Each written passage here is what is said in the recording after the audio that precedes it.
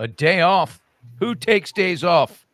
It is Labor Day, and we are right on the cusp of a new season as we say goodbye to summer and we say hello to the fall. And joining us on today's one-on-one, this is live, are I consider them friends of mine, Elizabeth Holguin and her husband, Victor, are with us now. They are, unfortunately, the Gold Star parents of fallen soldier David Espinoza, but they are just hanging in there, and they're wonderful people, and I wanted to bring them back. We talked 3 years ago, about 30 days after their son unfortunately lost his life at the Abbey Gates in Afghanistan, and it was a very emotional conversation back then, Elizabeth and Victor, and time does not heal those wounds. I know that, but tell us how you're getting along these days. Well, it's we take day by day. It's very hard. There's some days that are good and some bad. But I I'm I'm a stay-home mom, and I'm driving my kids around because one of them doesn't want to learn how to drive. But I still have a teenager girl in high school, and the other ones are in college. So I just try to keep myself busy here and Yeah. there. How about you, Victor? What are you doing? I know you're a Cowboys fan. We've got the NFL season upon us. That'll keep you busy. But besides that, what have you been doing, and what have you learned in the last 3 years about how to cope with the loss of a son? I think the biggest thing for me is it's thinking, it was going to be one of those 15 minutes where they talk about him and it'd be over or something. And it's a great honor. People like you and that are around that still continue to keep their memory alive because it means so much to us. He sacrificed so much for the country and for all those people that he helped, and having people like you and even in our surrounding town uh, that they do so much for us, it means a lot because it's the memory of our son, and they continue to make sure that he's not forgotten.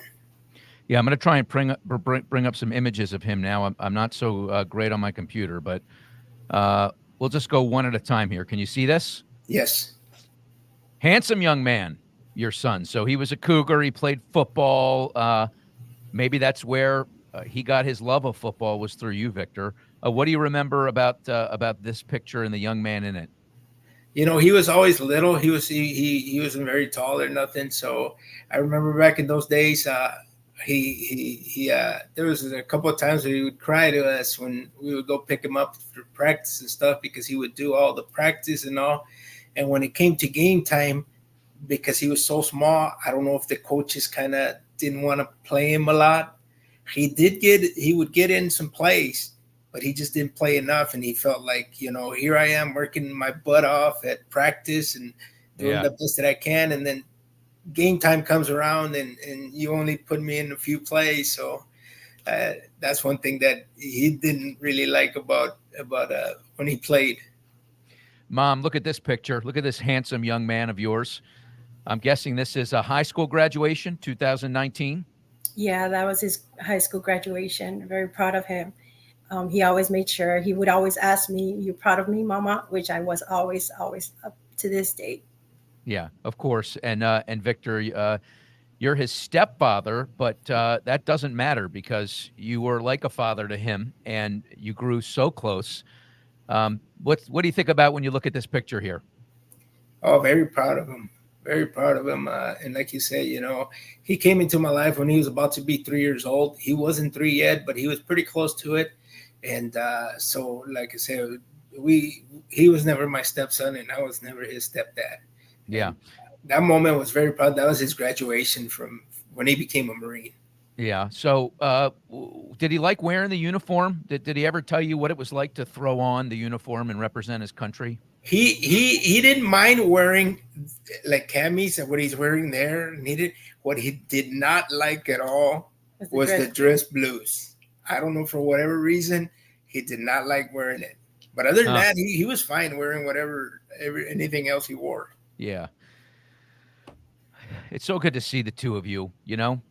I think about you all the time. And we spoke when it was It had just happened pretty much, right? One thing I want to ask you about this that I always find curious, like the like even this election, it seems like people are trying to politicize what happened that day. Like I recall during the RNC, the Republican National Convention, they walked out, half the families that lost their children on that day, to say that basically the Biden administration caused this pain. And how did I'm assuming you were contacted, and asked to join that stage. Is that or do people like how do you even deal with that? Let me just ask the question. Like, how does it anger you that the loss of your son becomes a pawn in political circles?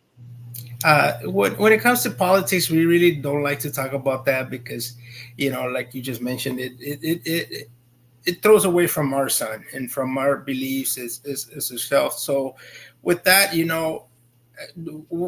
weren't contacted, and even if we were, we wouldn't have joined because I don't think our son, his what he went through and everything. I don't think it belongs there. So we just don't we do not associate the politics with what happened to us. With our son. Yeah, Mom, any comments on that?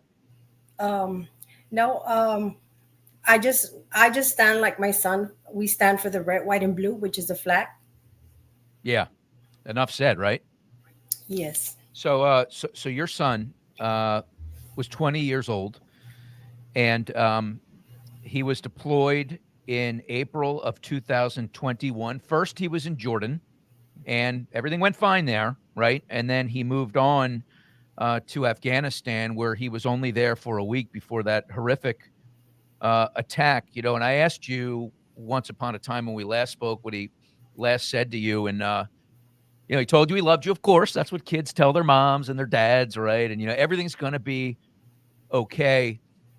He had a confidence about him, and it seemed like he was always trying to put you at ease.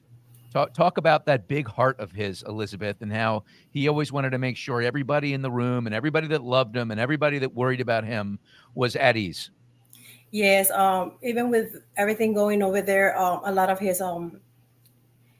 his Marine friends and everybody that was deployed over there tells me how he helped them through the hard times. Even though himself, you he would be going through some hard moments. He would make sure that he would just joke around stuff and make them laugh and make them ease, their pain, all that they were going through. But as a mother, I could just imagine how bad it was for himself. But he had that in him that he would just bring out the best in him and try to make the best for everybody else. Yeah. What's it mean to you to be a Gold Star parent? Yeah, it's a title you never want to become a gold star parent, but unfortunately, like some have to pay the price, and we were the lucky ones. Yeah, Victor. Uh, like talking about him, the question you asked my wife, he was always the type, like you said, he would try to motivate everybody to it. And I even remember him sending us texts, the last couple of days that he was there, saying, don't believe what the TV's saying. It's not that bad. It's great. And of course, we were watching, like the whole world was watching what was happening. And he still had it in him, saying, don't believe the media, don't believe nothing, everything's fine over here and stuff like that, because he didn't want you to worry about it. Which at the time we were still watching it, like I said, everybody on TV. And like my wife said on the Gold Star family part, yeah, it's a title. I don't think nobody wants it, and it's part of it. We have it, and because of our son. But yeah, it's one of those that you kind of say you don't want even your worst enemy to have, because the consequences behind what Gold Star family means. Yeah. What comfort do you get from others who have realized the unfortunate similar fate? Other families, what is the community like, and how does it lift you up? Well, for all of you all, the nation, local, and everybody that keeps his memory alive, that helps us a lot as Gold Star parents, because it's just it's just beautiful knowing that my son is not going to be forgotten. That to me, it's just what keeps me going. Yeah. He's a hero. You Yes. have a hero son. Yes. Yes. Yeah, it's not the way you wanted it to be, but it's because of him and the sacrifice he made that we have the freedoms that we have today. That's pretty profound. That's really powerful, Victor, right? Yeah, it is. It is. I mean, you read it, you see it in school as you're growing up. You're taught in school. You know, you see it in your history books and stuff about heroes in the past and all that, and now you kind of associate that too and go, wow, you know, our son is with those people. You know, he Yeah, of belongs course. there. Yeah. What made him smile? Let's talk about some fun stuff, Elizabeth. Like he had a vibrant smile. Everybody that saw him said, "Man, he could light up a room." What is it that brought him the most joy? I think just making the people ease their pain away. I mean, that made him smile. You know, he was just trying to help everyone out there. Like I said, whether he was having it hard himself, you know, he just made sure everyone out there was having a good time. I mean, making the best of it, as with everything going on. You know, he Yeah, would always try to get all his friends when they had arguments, get them all back together. You know, it's like, come on, dudes, we have to do this. You know, we're just forget about what happened. You know, things happened and this and that, and we have to come together. yeah. Victor, tell us something about David. You want the world to know. I guess the biggest thing I can say is we were big Cowboy fans, and I've been watching since I was a kid, and he was all my sons and my daughter. You know, they as Sunday came around, it was me and him. You know, I remember our biggest things. It was either we get carrots and celery and ranch, and we'd watch the games, or if not, I'd get sunflower seeds because he loved them. I would put lime or lemon on them, squeeze them in them, and then we would eat them out of a cup. And he knew, you know, Sunday came, it was going to be munchies, me and him sitting in the living room watching the game. Yeah, and Tony Romo fans of all guys, huh? Yes, yes, because that's when he. I don't think he saw Dak. As a matter of fact, if he did, I think he was already as a Marine, Yeah, and he kind of hated him at the beginning because he knew he took over Romo, and then Romo ended up retiring because of Dak playing so good his rookie year. yeah. So see, he kind of went with not really liking Dak so much. Man, that Cowboy dynasty, it fell apart fast. Yeah, yeah, it did. It did. Every year they've got all that talent and potential. I remember back when they had the fabulous three of Michael Irvin, Troy Aikman, and of course Great Emmett minute. Smith. Man, what an offensive line they had too. Yeah, and they had a Uh, pretty good defense too. yeah. Oh, there's no question. Woodson was back there. They had a lot of really good players back Yeah. there. How are your kids doing? You mentioned your kids. You've got three children. Like losing a sibling. What is that? What's that like, and how do you bring them comfort, Elizabeth? Well, I believe we all go through the same pain. You know, it's different because them being the siblings. But as a family, we try to stick together. We always remember him in every occasion. We bring him in, a birthday, holidays. You know, he's always we always remember him. I think they're doing pretty good. You know, as a family, staying together and trying our best. Yeah, we do have our little times here and there, you know, that we get emotional but I think they're doing pretty good. What can we do as a country to continue to lift your spirits up? Just keep remembering them, you know, all 13, because they sacrificed so much, not only for our country, but even for those people that wanted to get out of that country and have a better life. And I, I think, you know, as long as people continue to remember them, which, like I said, to this day they are, and it's as parents, you know, as Gold Star parents, I think that has a lot of value in it, and it makes us, you know, we are, of course we are proud of our children, our kids, but this just continues to to keep us going, and knowing that there's people out there still caring for our kids and what they went through. Elizabeth, give us a last note, a last word on David, on anything you want us to hear or know. Well, he was just great. Not because I'm his mama, but out there, what he was doing, helping others. One of the last things I just heard, I just found out not so long ago. It was that he was actually protecting. He was like a shield to a mother and her kids, and because he got all the impact on him, the family survived.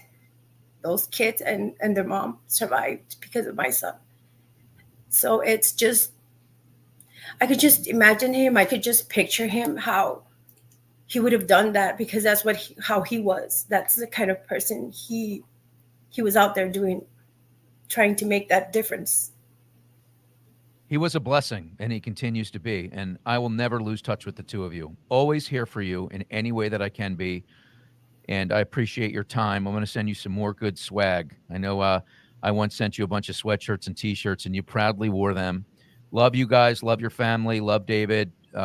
Continue to keep you in our thoughts and prayers. And, I know the days are better than others, and it's an up and down.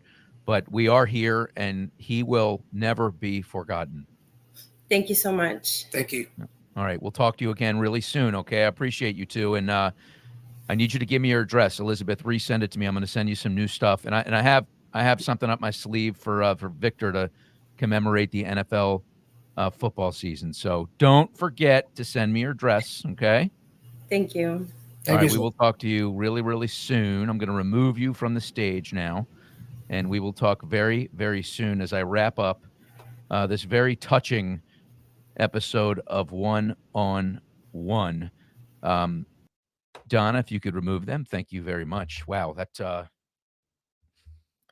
puts things into perspective, doesn't it?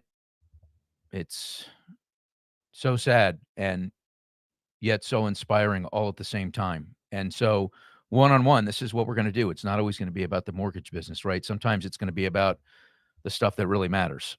Not that mortgage doesn't matter, but there's so much more to life and in life, lessons to be learned and stories to be inspired by. And that is definitely at the very, very top of the list. And speaking of not talking about mortgage, next Monday, I am going to interview Edgar Prado. Now, you may or may not know this name. Most likely you don't, unless you're a horse racing fan. You can see that I am a fan of horse racing. I've been to 27 straight Kentucky Derbies. Edgar Prado won the Kentucky Derby on a horse called Barbaro. He then ran in the Preakness Stakes, and Barbaro got injured, and over the next year had laminitis, and a true love story was born, you may recall, between the jockey and the horse. The jockey was Edgar Prado. He's 7th all-time on the list of winners, and he is in the Jockey Hall of Fame, the Horse Racing Hall of Fame, I should say. And he's going to join us next Monday at 1 o'clock to talk about that love affair with Barbaro, to talk about what it takes to be an elite athlete. The guy would get up at 3 a.m. every morning for many, many years. He came from humble beginnings in Peru, not much money, just a dream, and he lived his dream here in the United States, and we're going to touch on that on the next One on One. My thanks to my producer, Donna Chajewski, for her help, and for you spending some time with me here on this Labor Day. Have a great rest of your day and week. We'll see you again next Monday, 1 o'clock, same place, same time. Take care.